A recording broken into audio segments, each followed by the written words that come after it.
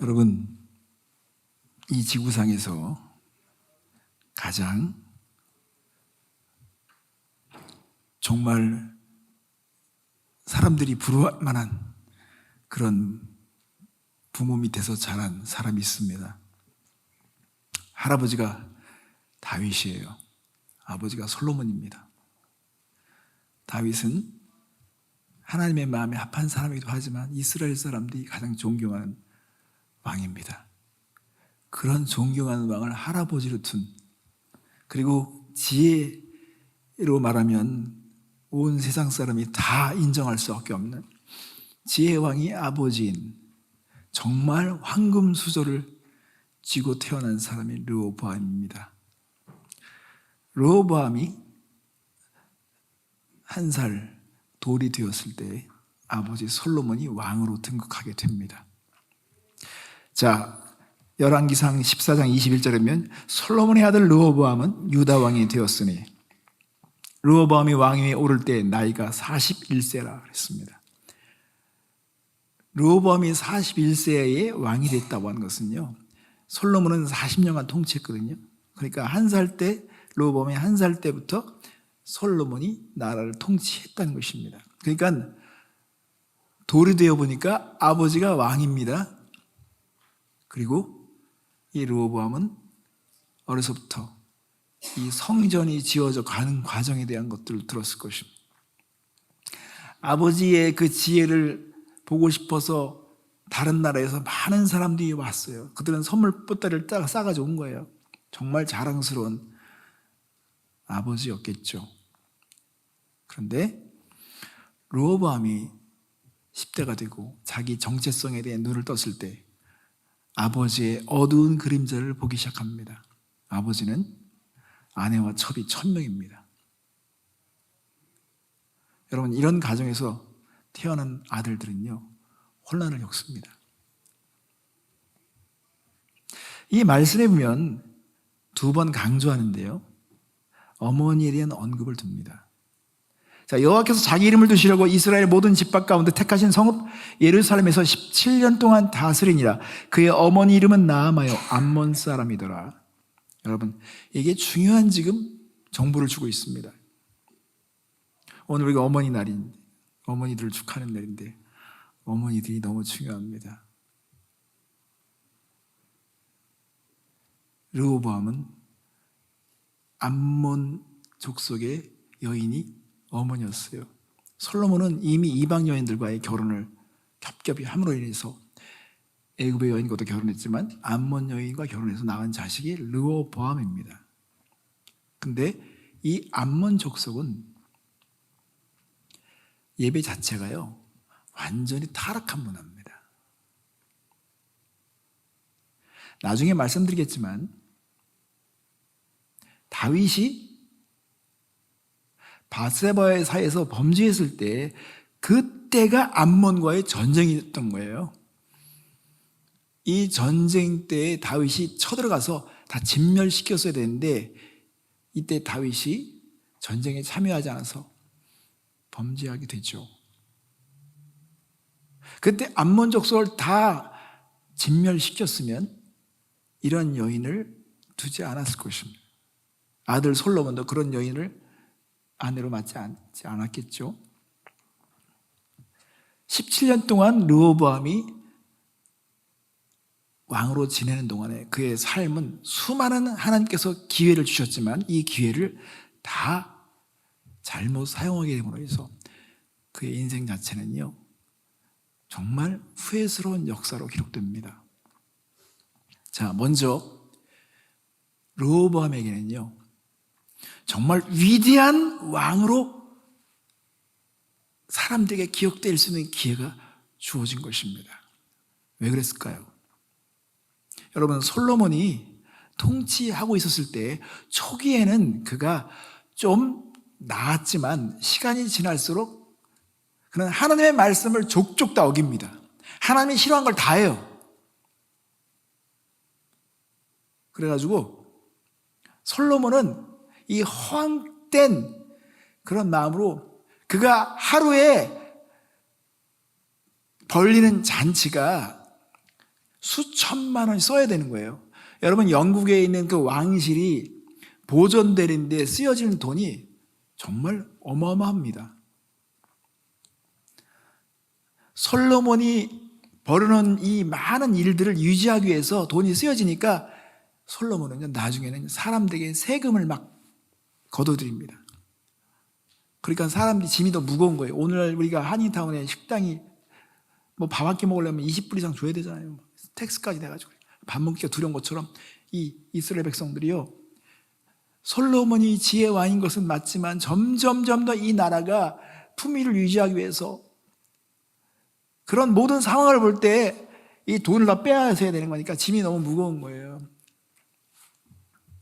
르호보암이 41살의 왕이 됐으면요, 인생이 어떻게 돌아가는지를 파악했어야 되는 것입니다. 그러니까 열왕기상 12장 4절에 이제 솔로몬이 죽고 그가 왕이 되니까 사람 지도자들이 몰려온 것입니다. 자, 12장 4절 보겠습니다. 왕의 아버지가 우리의 멍에를 무겁게 하였으나 왕은 이제 왕의 아버지가 우리에게 시킨 고역과 매운 무거운 멍에를 가볍게 하소서. 그리하시면 우리가 왕을 섬기겠나이다. 자, 이 사람들이 제대로 좀 해보자는 거예요. 제대로 섬기겠다는 거예요. 제발 우리의 이 무거운 멍에를 좀 덜어달라고 얘기하는 것입니다. 성도 여러분, 사람이요, 기회가 왔는데 이 선대 왕들이 너무 잘하면요, 비교돼가지고요 힘들어. 근데 선대가 망쳐놓고 선대가 막 힘들면 이건 기회인 거예요. 내가 이 집만 덜어주면 나는 막 존경받는 거예요. 근데 이 르호보암이 판단을 잘못합니다.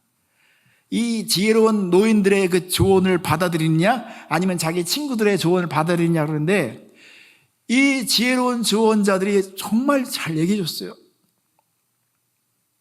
근데 그 친구들의 조언을 들어보니까 아주 달콤한 겁니다. 친구들의 조언은 거예요. 야, 꼰대 같은 사람들 말 듣지 마. 초기에 군기 잡아야 돼. 네가 여기서 휘말리면 큰일 나. 그냥 네가 센 맛을 보여줘야 돼. 우리가 그런 거 있잖아요. 결혼 초기에 신랑 신부가 남 얘기 듣잖아요. 초기에 잡아야 돼, 남자. 초기에 여자는 안 돼. 여러분, 우리는 조언을 때 하나님의 말씀의 조언을 들어야 사람의 조언을 들으면 안 돼. 왜냐하면 그 사람들도 다 겪은 경험이 다 달라. 근데 르호보암은 사실은 이 성향 자체가 하나님의 말씀에 보면, 율법 자체도 말씀에 보면 하나님께서 이방 족속을 다 진멸하라고 했는데 기분 나쁠 수도 있어. 우리 어머니 조상들 다 죽였을 것 같은데. 그리고 이 조언자들 보면 다 율법에 의지하고 율법을 존중하는 분이기 때문에 뭔가 나에 대해서 깨름칙한 마음을 갖는 것 같을 수도 있어요. 상상해보는 거죠. 작가들이라면 그렇게 했을 것 같아. 근데 여러분, 그래서 르호보암은 자기 친구들의 조언을 받아들입니다. 그래서 열왕기상 12장 13절과 14절 말씀하면, 아니 조곤조곤 말해도 되는데 이 포악한 말을 하는 거예요. 왕이 포악한 말로 백성에게 대답하세. 노인들의 자문을 버리고 어린 사람들의 자문을 따라 그들에게 말하여 이르되, 내 아버지는 너희의 멍에를 무겁게 하였으나 나는 너희의 멍에를 더욱 무겁게 할지라. 내 아버지는 채찍으로 너희를 징계하였으나 나는 전갈 채찍으로 너희를 징치하리라. 이렇게 말했다는 것입니다. 와, 무섭죠? 위대한 왕이 될 수 있는 기회가 왔는데, 존경받을 수 있는 왕이 됐는데, 지금 이 포악한 말로 인해서 지금 이렇게 사람들에게 겁을 주고 있는 것입니다. 그러니까 이 말을 들은 사람들이 생각했겠죠. 아이고, 그 나물에 그 밥이구나.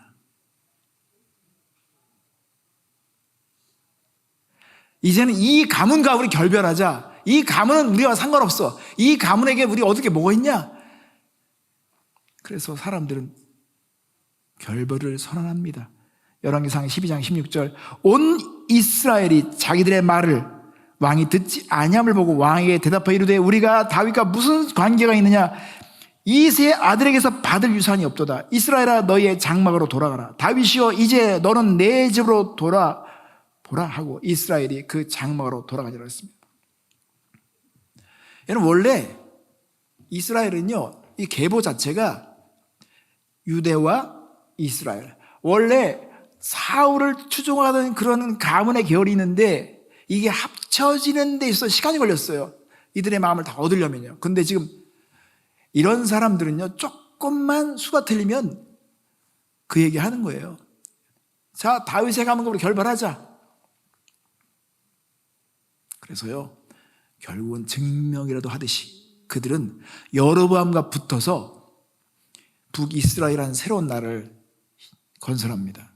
여러분, 그래서 르호보암은 위대한 왕이 될 수 있는 기회를 잃어버리고 나라를 분열시키는 사람으로 그는 사람들에게 기억되게 되는 것이죠.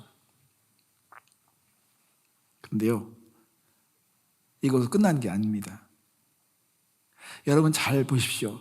교회가 분열되거나 사람이 싸울 때 어떤 상황 때문에, 감정 때문에 그런 분열이 될 수가 있어요. 정말 하나님의 진리의 말씀에 근거해서 그렇게 하기보다는 사람들이 어떤 감정 때문에, 이익 때문에 그런 경우가 대부분 많습니다.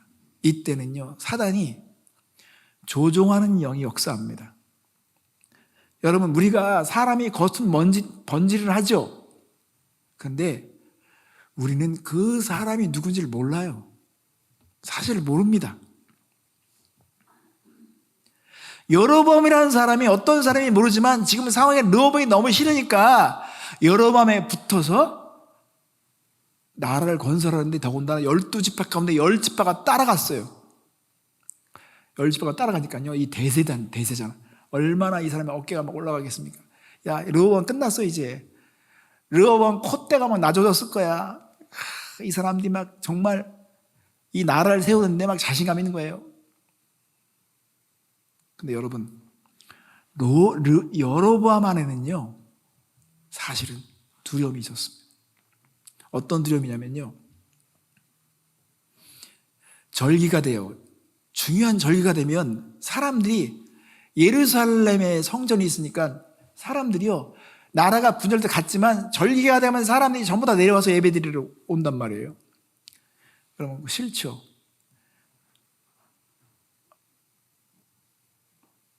비유를 들어볼까요? 어떤 교회가 싸워가지고 분열됐어.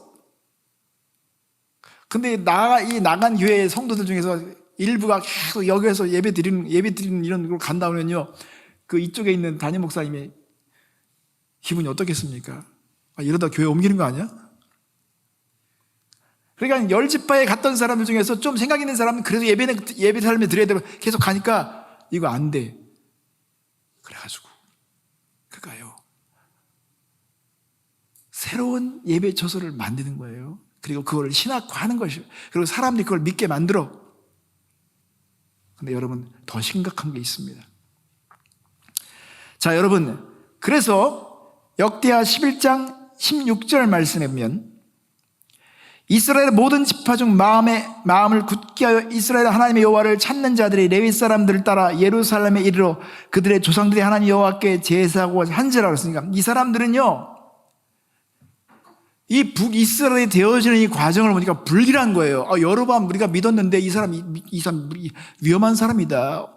어느 정도까지 위험하냐면 막 하나님을 섬길 수 있는 신전을 만들어 놓고 그게 여기에 예배드리고 이게 하나님의 뜻이라고 말하는데 그걸 넘어서 열왕기상 13장 33절 44절이면 여로보암의 이 일 후에도 그의 악한 길에서 떠나 돌이키지 아니하고 다시 일반 백성을 산당의 제사장으로 삼되 누구든지 자원하면 그 사람을 산당의 제사장으로 삼았으므로 이 일이 여로보암의 집에 죄가 되어 그 집이 땅 위에서 끊어져 멸망하게 되니라 그랬습니다. 이건 뭐냐면요, 아무나 막 제사장 시키는 거예요. 되고 싶으면 하고 싶으면 해줄게.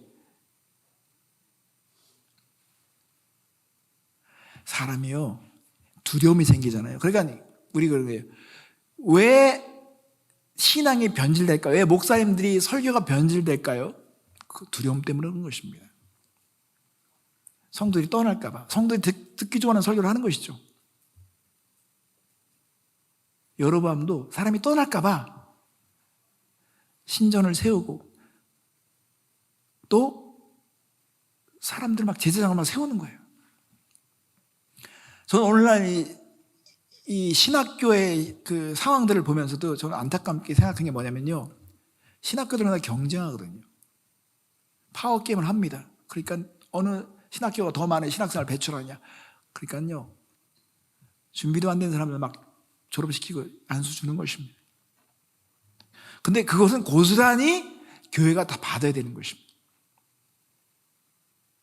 여로보암은 이런 죄를 졌기 때문에 하나님께서 정말 미워하셨습니다. 내가 너희 집안을 씨를 말릴 거야. 내가 심판할 거야. 그 아들들이 다 죽잖아요. 아사왕이 통치하는 기간 동안에요, 북이스라엘은요 6명의 왕이 바뀝니다. 왕조가 바뀌어요.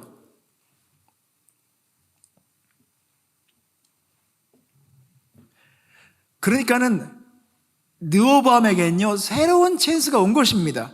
이 북이스라엘에 있는 경건한 지도자들이 와서 우리 여기서 예배드리고 했어. 내가 북이스라엘을 겪어보니까 이게 말도 아닌 것 같아. 당신보다는 정말 더 못한 것 같아. 우리 받아주세요. 여기서 예배하겠습니다. 그러니까 르호보암이 얼마나 좋아. 이 기회잖아요.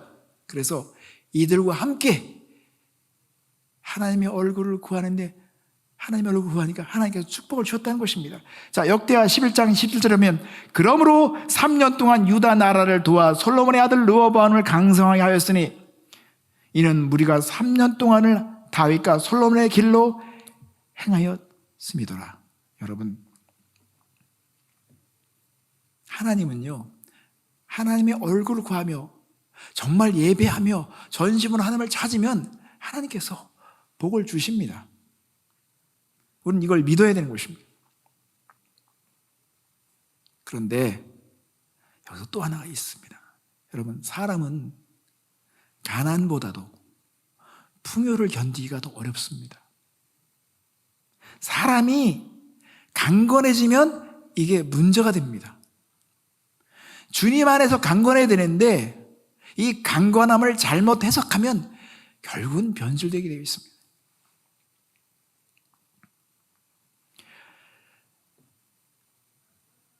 역대하 12장 1절 말씀을 보십시오. 르호보암의 나라가 견고하고 세력이 강해짐에 그가 여호와의 율법을 버리니 온 이스라엘이 본받은지라 했습니다. 여러분, 왕이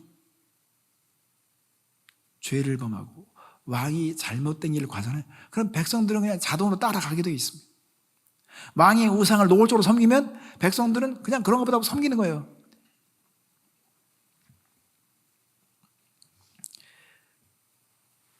그래서 이 나라가 어떻게 됐을까요? 열왕기상 14장 22절 말씀 우리가 본문 읽었지만, 유다가 여호와 보시기에 악을 행하되 그 조상들이 행한 모든 일보다 뛰어나게 하여 그 범한 죄로 여호와를 노엽게 하였으니라고 했습니다. 여러분, 어떻게 조상들이 행한 것보다 더 뛰어나게 죄를 범할 수 있을까요? 이건 뭐냐면요, 그 이전에는 노골적으로 가나안 문화를 추종하거나 가나안 문화가 있는 그런 예배를 그들은 한 적이 없습니다. 그런데 르호보암의 엄마가 암몬 여자잖아요. 노골적으로 죄를 짓습니다. 어느 정도까지 죄를냐면 가나안 문화에 있는 죄를 그대로 답습하는 것입니다. 그래서 열왕기상 14장 23절 24절에 보면, 이는 그들도 산 위에서와 모든 푸른 나무 아래서 산당과 우상과 아세라상을 세웠습니다. 그 땅에 또 남색하는 자가 있었고 여호와께서 이스라엘 자손 앞에서 쫓아내신 국민의 모든 가증한 일을 무리가 본받아 행하였다라고 했습니다. 하나님이 이스라엘 백성을 가나안 땅을 허락하신 이유는 가나안 땅에 있는 그 타락한 문화를 밀어버리고 새로운 제사장 나라 그런 문화를 세우라고 했는데, 자, 하나님께서 가나안에 있는 그 문화를 왜 밀어버렸을까요?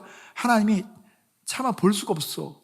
너무너무 타락하기 때문에 이건 있을 수 없어.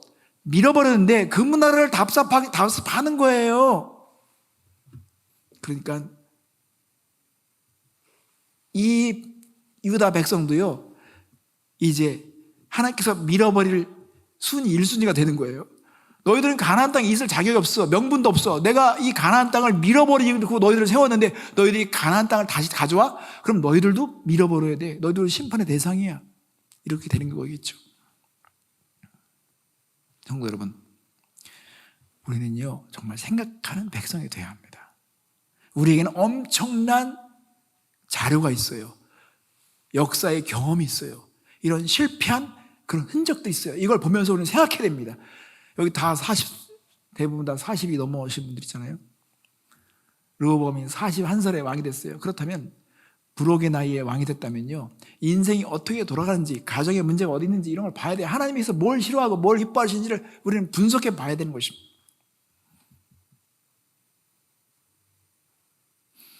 여러분, 저는요, 제가 여기까지 오는데 제가 제일 신경 썼던 게 뭐냐면요, 나는 우리 가문의 역사 가운데 내가 새로운 역사를 써야 된다는 사명감을 가졌어요.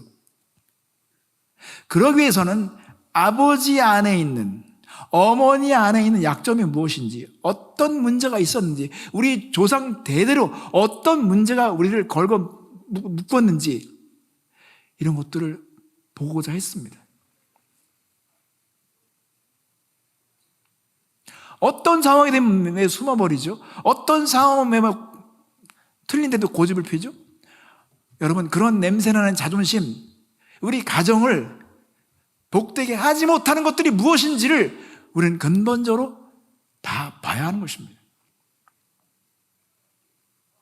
그런데 가나안이 어떤 문화였는지를 그들이 알고 있으면서 그거를 답습합니다. 여러분, 저희가 이제 이 이사 오기 전에 집에, 여기 마리포사 집에 살았는데요, 어느 날 바퀴벌레 한 마리가 딱 출몰하니까요, 그걸 잡지 못하니까 몇 주에 두세 마리가 돌아다니더라고요. 이제 두세 마리니까 어떻게 못 잡아. 한 마리 있으면 잡아야 되는데 두세 마리, 그게 한 달이 지나니까요 여기저기서 막 출몰하는 거예요. 기회가 있을 때 잡지 못하잖아요. 그러면요, 그 다음은요, 우리가 그 집에서 나오더니 바퀴벌레를 태워버려야 되는 거예요. 우리가 이사 갔는데 다행히 우리 너무 감사한 거가, 재선 형제가 저희 집에 놀러 왔었는데 바퀴벌레 한 마리를 본 거예요. 목사님, 저 바퀴벌레 아니에요? 진짜 바퀴벌레였어요. 그거 잡는데 제가 최선을 다했습니다. 그거 잡고선 그 다음에 바퀴벌레 없어. 아직까지 안 나타나. 여러분, 가나안 문화는 바퀴벌레와는 비교도 안 될 만한 문화예요. 그 나라는요 완전히 포르노 문화예요. 포르노 문화. 어떻게 포르노 문화냐면요, 인간이 그 죄에 대한 상성욕과 본성을 가지고 신에 대해서 그가 추론을 하는 거예요. 우리가 이 성에 대해서 이렇게 호기심을 가지니까 신도 그렇겠지. 그러니까 좀 더 자극적이고 좀 더 충동적인 그런 문화를, 성적인 문화를 만들었을 때 신이 궁금해서 내려오게, 임재하게 만드는 거야. 그러니까 그들의 예배 자체는요 다 그룹 섹스인 거예요. 사람이 상상할 수 있는 모든 성적인 문화를 다 실현하는 거예요. 그러면 그런 문화를 보고 자란 자식들은 어떻게 되겠습니까? 하나님은요 밀어버리라는 거예요. 그런 문화는 이 땅에 존재할 가치가 없다니. 그래서 사람들이 이런 문화를 모르니까 인권이니 뭐니 얘기하죠. 여러분, 바퀴벌레 중에서 존중받을 바퀴벌레 있습니까? 이 바퀴벌레는 우리한테 해를 안 줬어. 여러분, 아닙니다. 어떤 건 그냥 밀어버려야 되는 거예요. 마땅하죠. 그런데 이 문화를 끌어안은 거예요, 르호보암이. 그러니까 하나님께서 정말 미워할 수밖에 없는 것입니다. 너희들이 정말 해도 너무했다. 너희들이 이 땅에 있는 자격이 무엇인데, 어떤 명분으로 있는데, 이 나라를 내가 왜 세웠는데, 그런 것처럼 저 여러분들이 거듭났고 크리스찬으로 부름받았다. 그러면 여러분들은 그리스도인으로서, 거듭난 사람으로서 우리 가문에 흐른 이 육적인 역사들을 끊어내야 합니다. 이 부모들 안에 있는 잘못된 관습들과 잘못된 죄성과 성숙하지 못한 것들에 대해서 그런 보는 눈이 있어야 됩니다. 만약에 그런 것이 있다면 가차없이 잘라내야 되는 것입니다. 조종하는 영이 있습니다. 사람을 두려워하는 영이 있습니다. 사람에게 인정받는 것으로 최선을 다하는 영이 있습니다. 그런 영들이 있기 때문에 교회는 문제가 되는 것입니다. 여러분, 하나님은 심판할 수밖에 없었습니다. 그래서 애굽을 사용하시죠. 이 역사를 보면 하나님은요, 항상 심판할 수 있는 도구들이 항상 널려 있어. 그 뭐냐면 인간의 탐욕과 욕망으로 가득 찬 왕들이 너무 많기 때문에 이 물꼬를 딱 틀어주면 돼. 너 여기 밀어버려. 그럼 물꼬를 딱 터지면 그냥 쳐들어가는 거예요. 그것처럼 하나님의 백성들이 잘못 살잖아요. 그러면 주변에 있는 국가 중에서 하나 골라가지고 물꼬를 딱 틀면 전쟁이 일어나는 것입니다.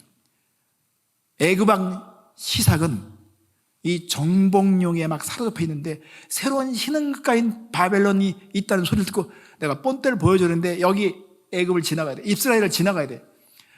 잘 됐다. 이 나라 원래 우리 민족의 노예였던데 어떻게 어쩌다 이렇게 사람들한테 유명해진 거야? 내가 본때를 보여주겠다 생각하겠죠. 열왕기상 14장 25절 말씀이면 르호보암 왕 제5년에 애굽 왕 시삭이 올라와서 예루살렘을 치고 오라고 했습니다. 여러분, 이들이 쳤을 때는요 그만큼 준비가 된 겁니다. 역대하 12장 3절 말씀이면 이들이 어떤 규모로 공격하는지를 볼 수 있습니다.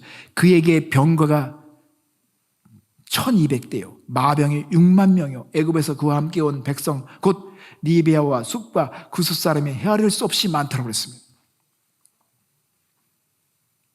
이런 애굽의 군대가 쳐들어와서요 유다에 있는 보물을 다 뺏어가는 것입니다. 열왕기상 14장 26절에 여호와의 성전의 보물과 왕궁의 보물을 모두 빼앗고 또 솔로몬이 만든 큰 방패를 다 빼앗은지라. 여러분, 우리가 세우는 데는 오랜 세월이 걸렸다 할지라도 빼앗기는 데는요 너무 짧습니다. 그건 시간 문제예요. 솔로몬이 쌓아놓은 그런 많은 보물들을요 르호보암이 5년 통치하는 그 기간 동안에 5년 만에 딱 되자 다 뺏긴 것입니다. 손으로 들고 있는 건 다 뺏기는 거예요. 벽에 붙어있는 건 못 가져가지만 손으로 붙어있는 건 다 뺏어간 것입니다.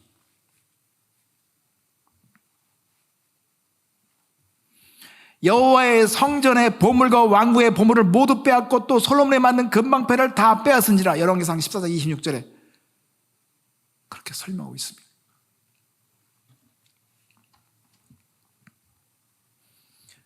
그러니까요 열왕기상 14장 27절 28절 말씀을 보겠습니다.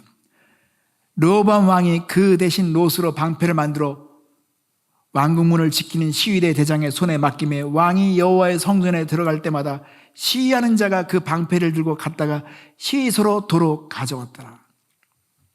여러분, 하나님이 정말 미워하시잖아요. 그러면 모든 계획들을 다 좌절시켜버리거든요.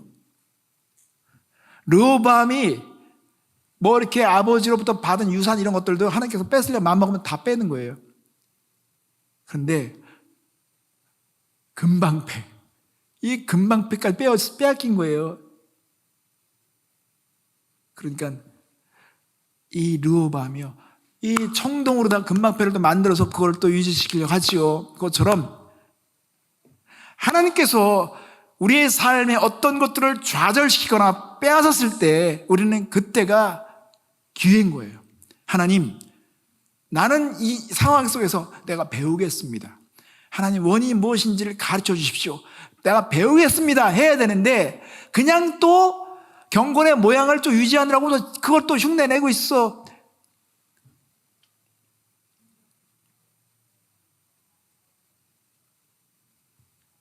성도 여러분, 우리는요 살면서 원인을 알면 해답이 있다는 경험들이 있습니다. 저희 집에 지난주에 우리 제임스가 막 이걸 막 고쳐 이것저것 고치고 막 새로 고쳐요. 문도 뭐 저기 전기 코드도 다 고치는데 뭘 하나 잘못 건드려가지고 이 팬이 고장난 거예요. 이 냄새가 막 제거되어 있는데 팬이 고장나니까 저는 냄새가 너무 예민해가지고 싫은데 이걸 못 고치는데 막 또 뭐 고친다고 이거 찾는데 못 찾는 거예요. 사람을 불렀는데도 그 사람이 어딘지 모르겠다는 거예요. 나중에 옆집에 있는 전기공사하는 친구를 불렀는데 그 친구도 막 찾다가 혹시 여기에 문제가 있을지 모른다는데 거기는 전혀 다른 데야. 우리는 생각하지 못한, 이거 상상하지 못한, 저기서 무슨 팬이 연결돼. 근데 물론 전에 왔던 사람도 저기를 보려고 했는데 저기는 아니라고 떼는 거예요. 그러니까 보지도 않았어. 근데 거기 보니까 거기도 뭐 고치다가 전기 뭐 선이 하나 끊어졌어. 그게 문제가 됐던 거예요. 우리 집 팬 돌아갑니다. 원인을 알면 해결돼. 그것처럼 르호보암이 이런 상황을 겪으면서 깨달아야 되는 거죠. 그건 복구하면 되는 거거든요. 근데 무슨 금방패를 뭐 잃어버렸다고 또 청동으로 지키고, 그러니까 이게 되게 웃긴 거예요.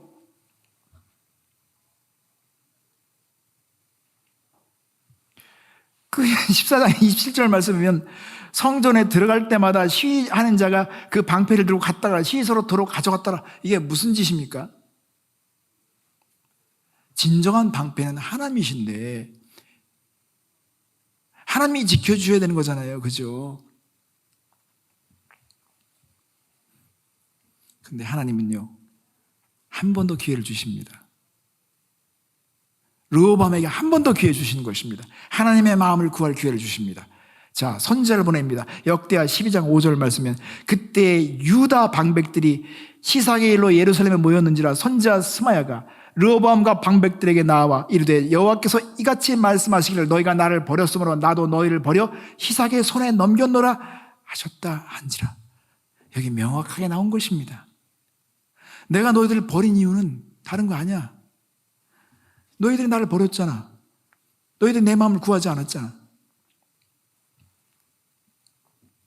여러분, 그러니까 역대하 12장 6절과 7절 말씀이면 이스라엘 방백들이 다 모여서 엎드리기 시작합니다. 이에 이스라엘 방백들과 왕이 스스로 겸비하여 이르되 여호와는 의로우시다 하매 여호와께서 그들이 스스로 겸비함을 보신지라. 여호와의 말씀이 스마야에게 임하여 이르시되 그들이 스스로 겸비하였으니 내가 멸하지 아니하고 저희를 조금 구원하여 나의 노를 시삭의 손을 통하여 예루살렘에 쏟지 아니하리라. 여러분, 하나님께서 이들의 겸비함을 보고 시삭의 그 강도를 낮췄어요. 시삭이 다 빼앗아 갔잖아요.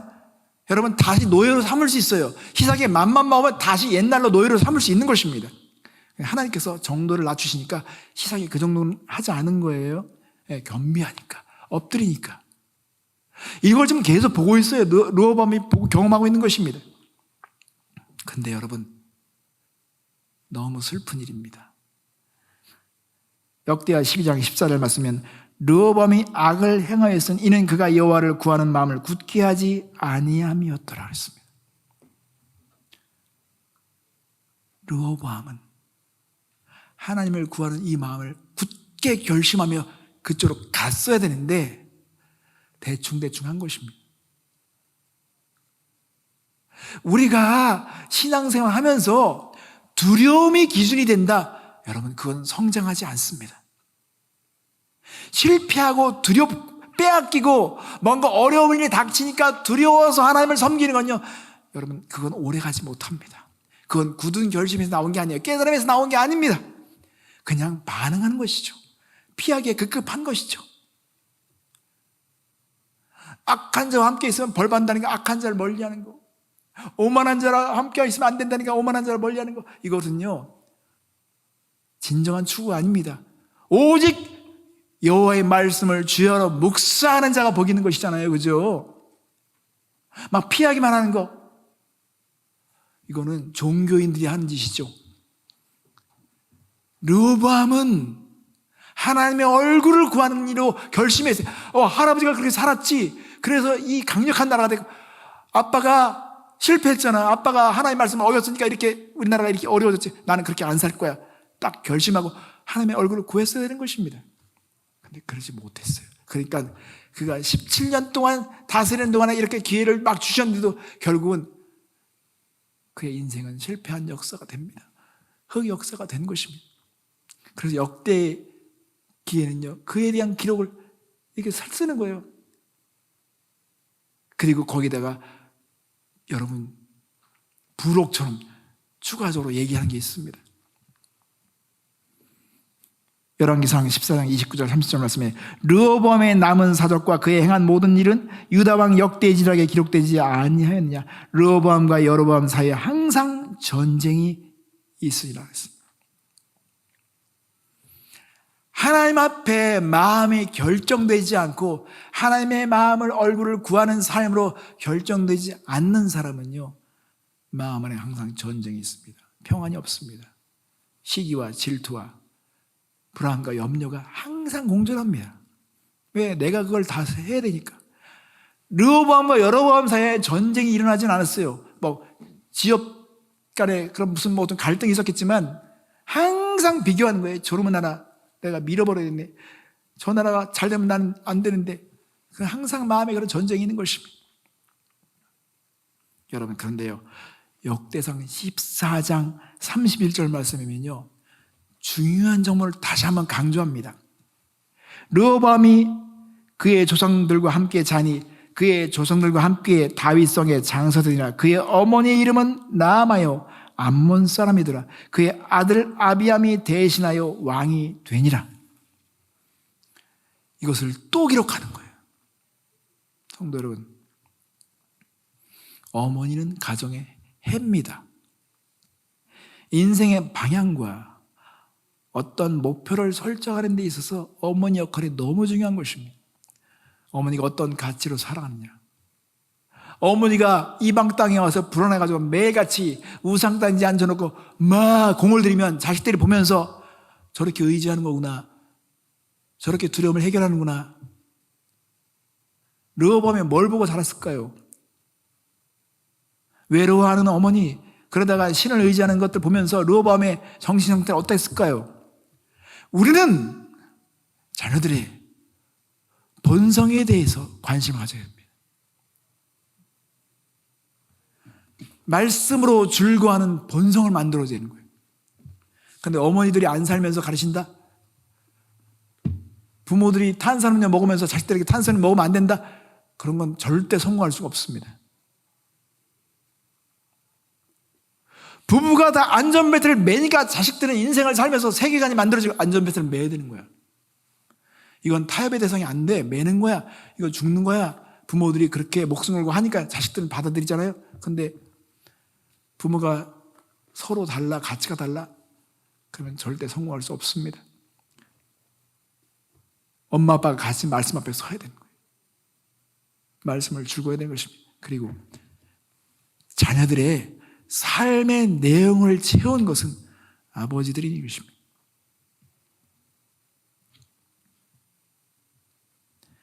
인생은 심은 대로 걷는 것입니다. 다윗이 암몬과의 전쟁에 나가서 진멸했어야 되는데 진멸하지 못하니까 지금 암몬 족속이 지금 이 집안에 들어와서 역사하고 있는 거잖아요.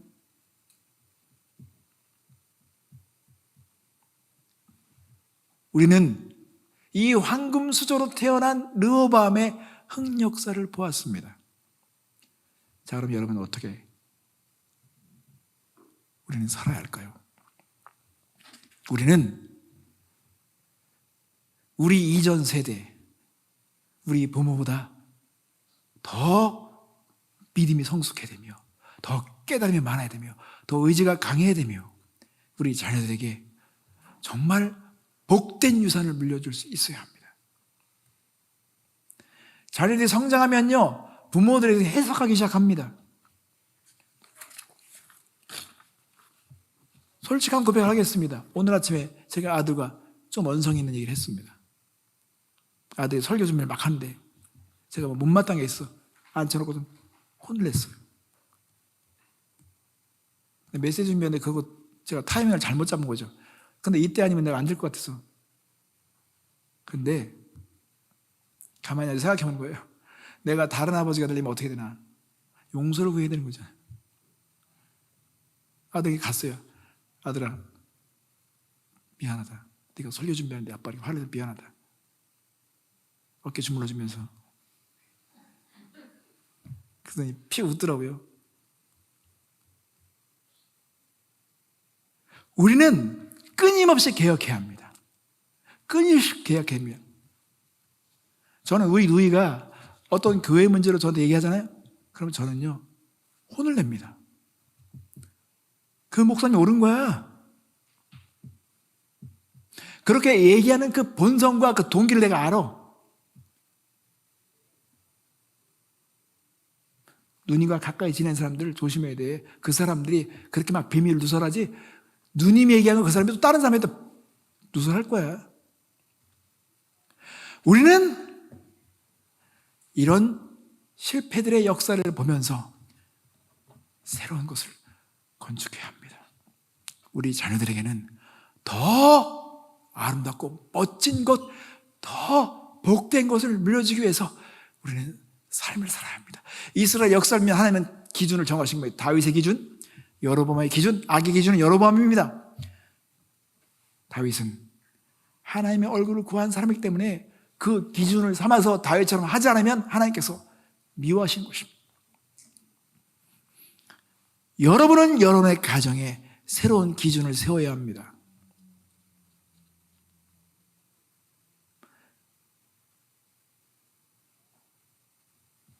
저도 사람이 보면요, 제 나이를 사람이 의심해요. 근데 저도 이제 한갑으로 들어왔잖아요. 가만히 생각하면 오늘도 그런 생각, 이제 내가 호흡도 곤란해질 때가 오겠구나. 밥도 떠먹을 때 숟가락도 무거울 때가 오겠구나. 걷는데도 불편할 때가 오겠구나. 매 순간이 기회인 거예요. 그래서 세월을 아껴라. 때가 악하니라.